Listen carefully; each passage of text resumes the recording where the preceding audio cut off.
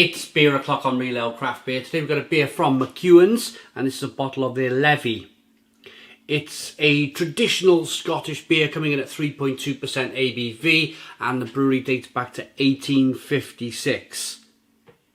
Most of these large regional breweries came about in the Industrial Revolution, 17th kind of century.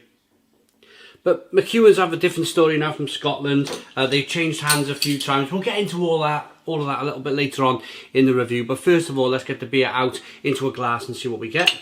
500ml bottle. A little bit of smoke on the bottle opening. Beer in the glass.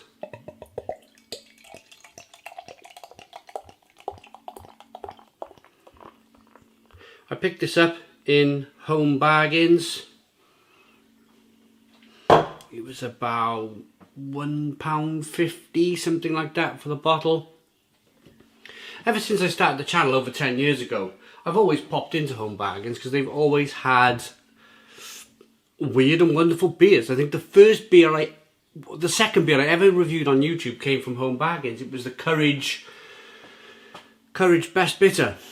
I picked it up for £1 a bottle back then, 11 years ago. So I always kind of dip my toes into Home Bargains just to see what they got.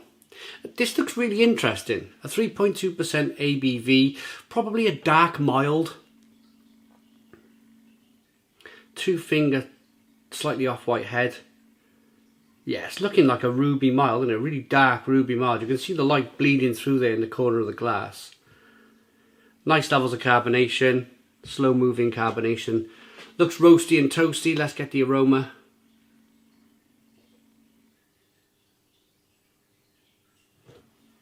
Yeah, definitely. A dark mild, I'd say.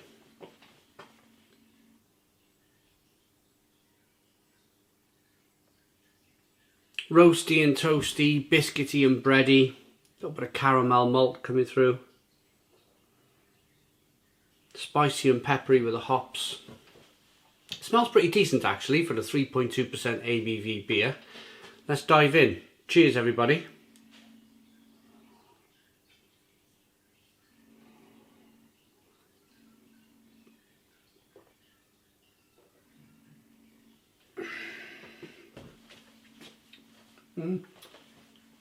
Really, really drinkable. Really, really drinkable. Probably one of the nicest beers I've had from McEwan's, actually.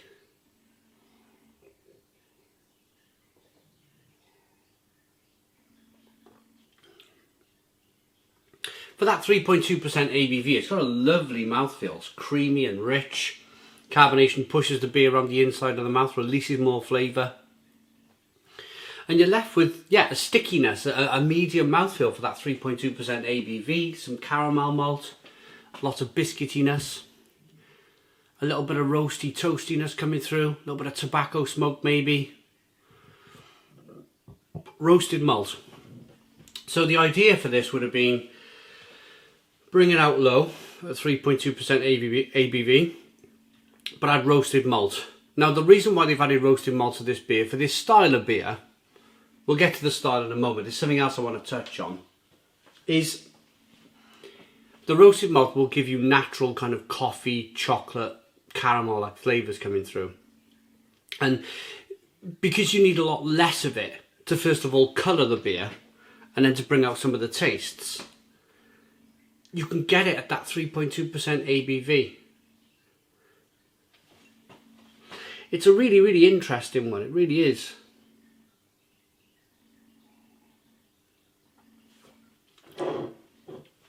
And I think one of the better beers from McEwan's.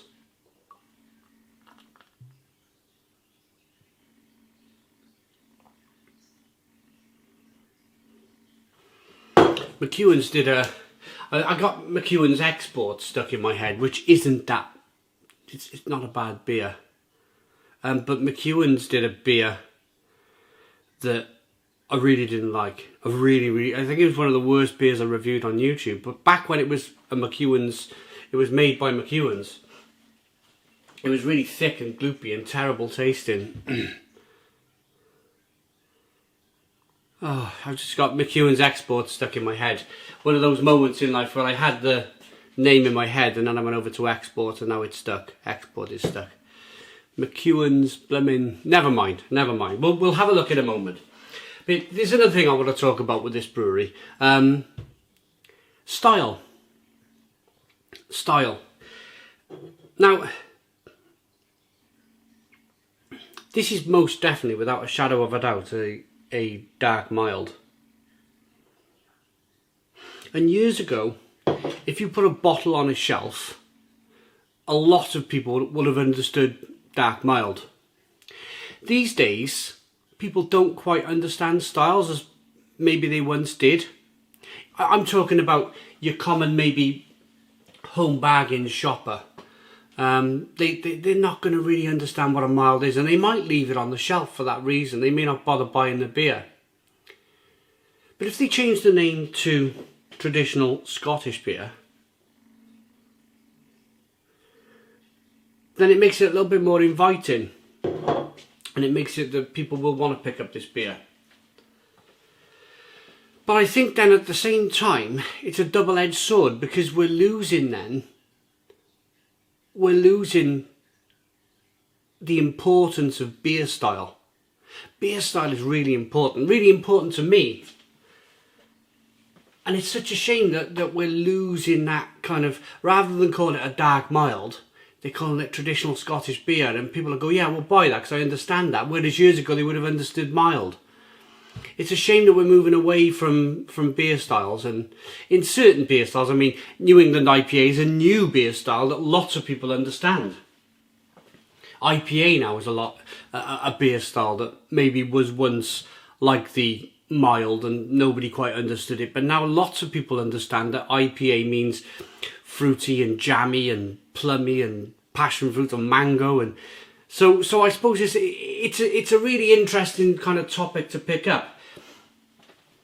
The other thing I wanted to talk about very quickly was McEwan's went from being an independent brewer to being sold to Wells and Youngs down in Bedford for a few years, and then McEwan's and Wells and Youngs got bought up by Marston's. So they're actually owned by Marston's these days, McEwan's.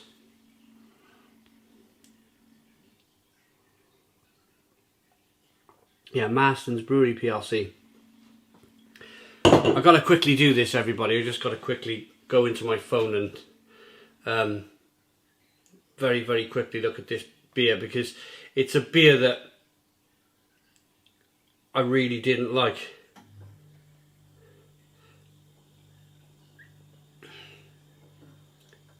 McEwan's Champion.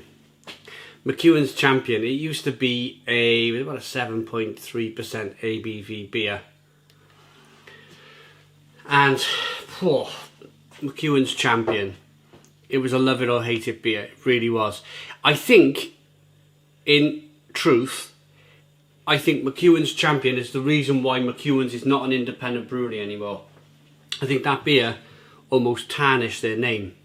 It was just a big, muddy, gloopy, buttery mess in the end. It really wasn't a very nice beer, McEwan's Champion. Even to the point where YouTubers, it was a bit of a joke beer where YouTubers would review it and they'd go, oh my goodness me, how bad is this beer? Who makes this beer? I understand that Wells and Youngs try to improve it, and I'm not sure what Marston's have done with McEwan's Champion. But that was the beer I wanted to talk about, and I had Export stuck in my head. I'm going to rate this.